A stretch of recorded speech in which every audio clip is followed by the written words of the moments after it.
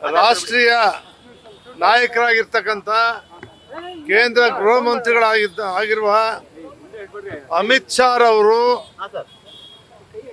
ಇಂದು ಕರ್ನಾಟಕ ರಾಜ್ಯದ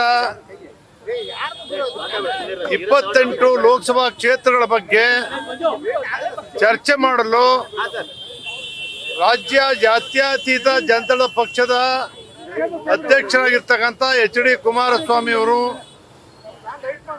ಹಾಗೂ ನನ್ನ ನೇತೃತ್ವದ ಕೋರ್ ಕಮಿಟಿಯ ಮುಖಂಡರುಗಳು, ನಾನು, ಬಂಡಪ್ಪನವರು, ತಾರಾ ಮಹೇಶ್ ಅವರು, ನಮ್ಮ ನಾಡಗೌಡರು, ನಮ್ಮ ಕುಮಾರಸ್ವಾಮಿ ಅವರು, ಎಚ್.ಕೆ. ಕುಮಾರಸ್ವಾಮಿ ಅವರು, ನಮ್ಮ ಕಡೆಯಿಂದ ದಳದಿಂದ 6 ಜನ ಮುಖಂಡರುಗಳನ್ನ ಈ ಸಭೆ ಕರೆದಿದ್ದಾರೆ.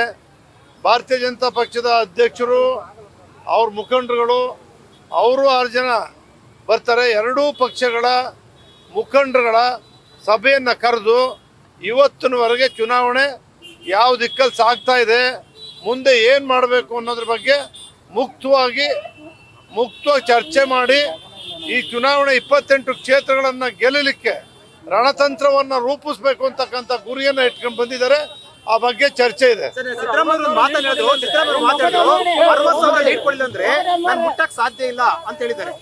60,000 ಲೀಡ್ ಕೊಡ್ಲಿಲ್ಲ ಅಂತಂದ್ರೆ ನಾನು ಮುಟ್ಟಕ್ ಸಾಧ್ಯ ಇಲ್ಲ, 60,000 ಲೀಡ್ ಕೊಟ್ಟರೆ ಮುಟ್ಟಕ್ ಸಾಧ್ಯ ಇಲ್ಲ ಅಂತ ಸಿದ್ದರಾಮಯ್ಯ ಹೇಳಿರುವಂತದ್ದು. ಅವರು ಅವರ ಮನಸ್ಸಲ್ಲಿ ಇರ್ತಕ್ಕಂಥದ್ದನ್ನ ಹೇಳ್ಬಿಟ್ಟಿದ್ದಾರೆ. ಏನೀಗ 1 ವರ್ಷದಿಂದ ಮುಖ್ಯಮಂತ್ರಿ ಬದಲಾವಣೆ ಬಗ್ಗೆ ಚರ್ಚೆ ನಡೀತಾ ಇದೆಯೋ,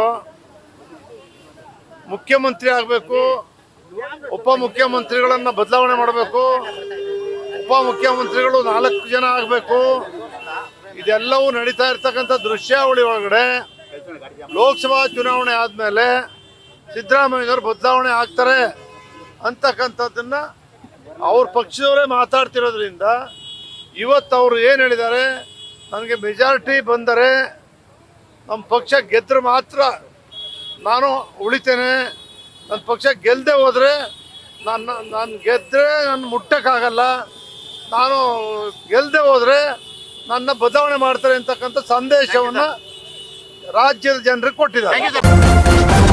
ನ್ಯೂಸ್ ಫಸ್ಟ್ ನಿರ್ಭೀತಿಯಿಂದ ನಿಮ್ಮ ಪರವಾಗಿ.